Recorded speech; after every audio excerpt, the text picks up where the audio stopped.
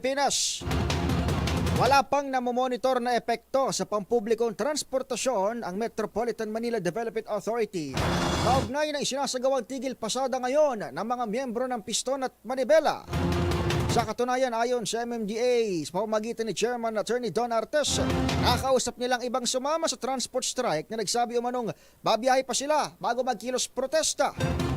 Patunay umano ito ni Artes na mga miyembro ng naturang mga grupo ang unang apektado ng kanilang ginagawang welga. Nakatambay naman ang higit 400 rescue vehicles ng MMDA na wala pang nagagamit o nade-deploy hanggang alas 9 ng umaga. Ating pong regulasyon ay single dispatch po tayo. Lahat po ng kautusan regarding pagdala ng libreng sakay ay manggagaling lang sa MMDA dahil nga po ayaw natin na itong libreng sakay ay makaagaw ng mga hindi sumama sa tigil pasada.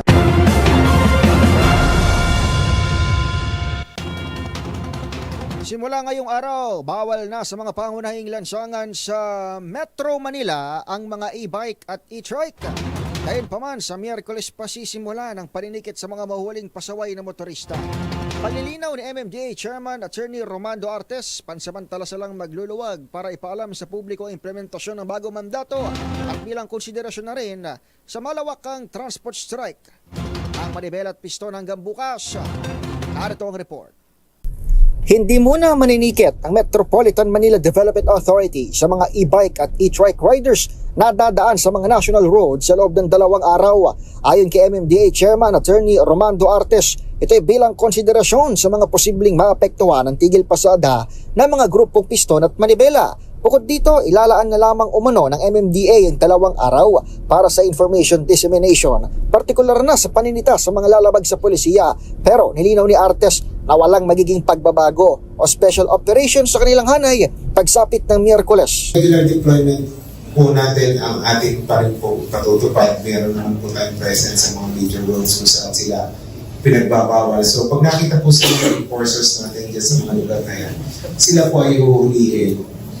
It's just that ngayon at bukas hindi muna po magpipikit. By Wednesday, magpipikit na po tayo. Una nang ibinalita ng MMDA na pagmumultahin nito ng 200 at 500 piso ang mga mahuhuling pasaway na light bicycle at tricycle riders sa mga pangunahing lansangan habang hatake naman ang gamit nilang sasakyan oras na wala silang maipakitang lisensya. Kabilang naman sa mga exempted sa polisiya ay ang mga e-bike at e-trike na tatawid lamang ng kalsada, maging ang mga pedal assist e-bike na dadaan sa mga designated bicycle lane gaya ng EDSA. Para sa NBC TV Network News, ito si Edniel Parrosa. Sama-sama tayo Pilipino. Kaugnay niyan, sinita ng lokal na pamahalaan ng Maynila ang ilang tricycle at e-bike na nahuling dumaan sa National Road. Ito'y kasunod ng implementasyon ng kautusan mula sa Metro Manila Development Authority o MMDA na nagbabawal sa mga maliliit na sasakyan tulad ng e-trikes at e-bikes na dumaan sa mga pangunahing kalsada sa bansa. Magbabalita si Boy Gonzales. Sinimulan na ng Manila Local Government Unit ang panghuhuli sa mga e-bike, e-trike, iba pang mga electric motor vehicles at tricycle na dumadaan sa National Road. Ikinasa ng Manila Traffic and Parking Bureau ang operasyon sa mga National Road sa bahagi ng Top Avenue, kanto ng UN Avenue, dahil nasampulan ng ilang mga e-trike at mga tricycle na napadaan sa nabanggit na kalsada. Maging sa Quezon Boulevard, Quiapo ay nasa 9 na tricycle, e-trike ang nasita at hinatak.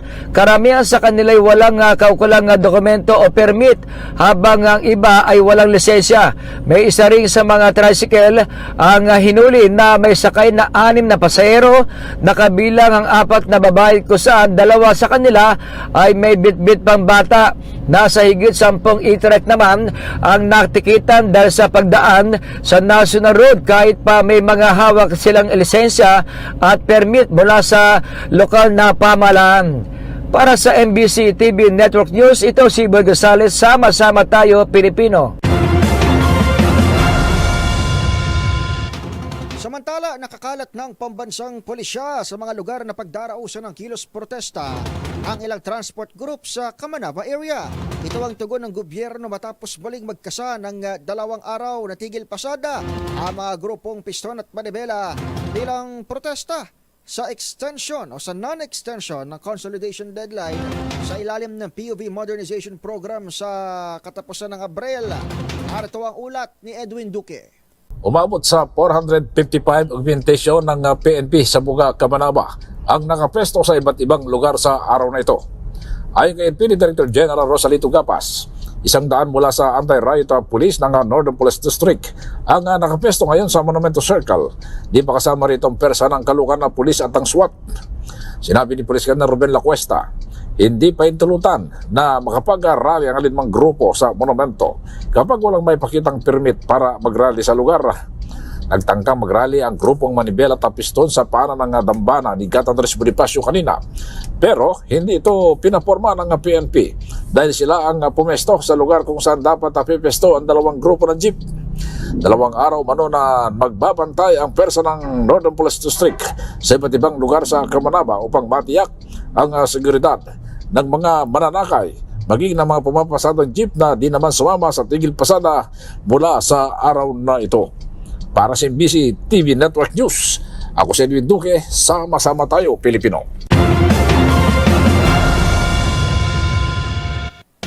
Binalaan ng Philippine National Police ang mga manghaharas ng mga tsoper na ayaw makiisa sa transport strike ng grupong Manibela at Piston. Ang mga detalye sa balitang yan ihahatid ni Val Gonzalez. Huwag mamilit na mga ayaw sumali o makiisa sa transport strike. Itong pakiusap at babala ng Philippine National Police sa mga nagsasagawa ng tigil pasada na inumpisahan ngayong araw. Ayon kay PNP Public Information Office Chief Police Colonel Jean Pajardo, ayaw nilang humantong sa arestuhan ang pagpapahayag ng salubin ng mga tsuper dahil bahagi nila ito ng demokratikong proseso. Dahil dito'y muling tiniyak ng PNP na nakahandang kanilang mga tauhan para umalalay sa tigil pasada ng grupong Piston at Manibela. Dito sa Metro Manila ay nag-deploy ang pambansang pulisya ng nasa 6,000 bilang ng mga pulis para mga siwa sa seguridad. Hanggang sa mga oras na ito ay mapayapang tigil pasada ng ilang transport group at halos wala din namang epekto sa mga kalsada ang isinasagawang transport strike na naglalayong tutulan ang April 30 deadline para sa franchise consolidation na bahagi ng POV Modernization Program ng pamahalaan. Para sa MBC TV Network News, ako naman Val Gonzalez, sama-sama tayo Pilipino.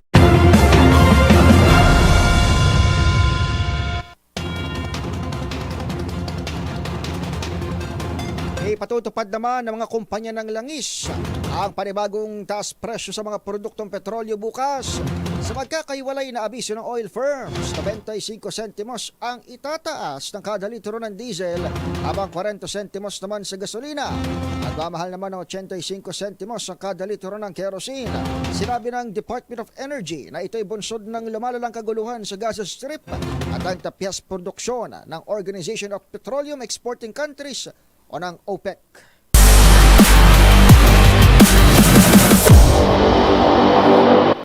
Sa mundo ng esports, tinuldukan ng esports team na Onyx Philippines ang 7-game win streak ng defending champions AP Bren para makuha ang top spot sa second round ng MPL Philippines Season 13.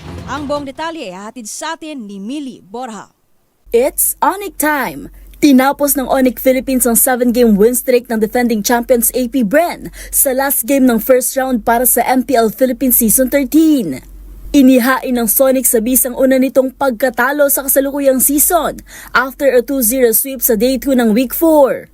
Sa kabila ng early game objective ng AP Bren sa Game 2, nakuha naman ng Hedgehogs ang kontrol pagtungtong ng 15 minutes sa pangunguna ni Grant Juan Calriapillas, collecting 6 kills and 2 dimes. At sa Day 3 ng Week 4, dito na tuluyang nasecure ng Onyx ang top spot matapos makuha ang ikapito nitong win streak kontra Echo in a sweeping 2-0 victory. Hindi nakapalagang Orcas sa 23-minute Game 1 with Super Prince Martinez Louis dealing 5 kills and 8 assists. At sa Game 2, naging sapat ang early to mid-game spike ng Onyx para patumbahin ang tanging esports team na tumalo sa kanila sa first round. At dahil sa panalong ito, na-dethrone ng Hedgehogs ang AP Bren sa top spot ng regular season with 7-1 record, habang nasa pangatlong spot pa rin ang Echo down by 5-3. Narito ang buong resulta ng naging laro para sa Week 4 ng MPL Philippines Season 13. At narito naman ang bakbakang dapat abangan sa Week 5. At yan ang mga latest updates sa mundo ng sports. Para sa MBC TV Network News, ito si Mili Borjas, sama-sama tayo, Pilipino.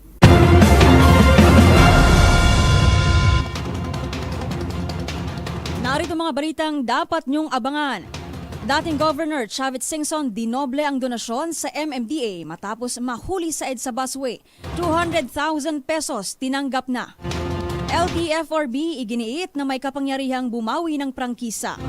Sa MBC TV Sports, FEU, na-secure ang huling spot sa Final Four ng Season 86 UAAP Women's Volleyball Tournament. At sa Showbiz Spotted, K-pop group Eunice na kinabibilangan ng 3 Pinoy all set na sa kanilang first ever fansign event sa Cebu at Manila. Lahat ng yan sa pagbabalik ng MBC TV Network News. Dinoble ni dating Ilocos Sur Governor Chavit Singson ang donasyon sa Metropolitan Manila Development Authority matapos siyang mahuli sa EDSA busway.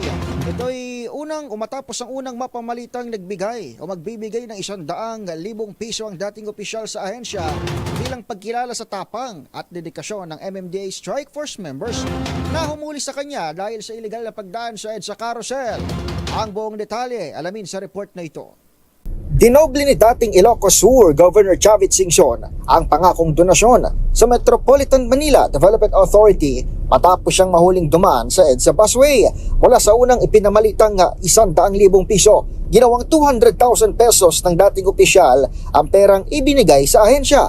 Mismong si MMDA Chairman Attorney Don Artes sa tumanggap ng cash sa harap ng mga tauhan ng MMDA sa gitna ng flag raising ceremony Lunes na umaga. Pero paglilinaw ni Artes, reresibuhang donasyon ng pera dahil hindi maaring tumanggap ng pabuya mga tauhan ng gobyerno batay sa umiiral na batas. Personal namang nag-I am sorry si Singson sa mga tauhan ng MMDA matapos matikita ng driver ng kanyang customized armored vehicle noong nakaraang linggo. Papasalamat ako kay Chairman na pinagbigyan ako na mapupunta rito at nakiusap na gusto kong personal na humingi ng apology sa mga nanghuli sa akin at hindi dapat gayahin maski kanino. Sa hiwalay na panayam ng DZRH, ipinaliwanag ng dating opisyal na natuwa siya sa walang takot na pagharang sa kanila ng MMDA Strike Force kaiba umano sa ilang opisyal na nagtatago sa batas kapag nahuli sa kalsada. Nag-apologize ako para ipakita natin na nobody is above the law. At maski na may rason kami dahil nakahinto, walang pakot eh. Nag-overtake yung driver ko. At maski na ganun, kasalanan namin ako. Hindi ko dinay. Hindi kagaya mga iba na tumatakbo, nagtatago. Para sa MBC TV Network News, ito si Edniel Parrosa. Sama-sama tayo Pilipino.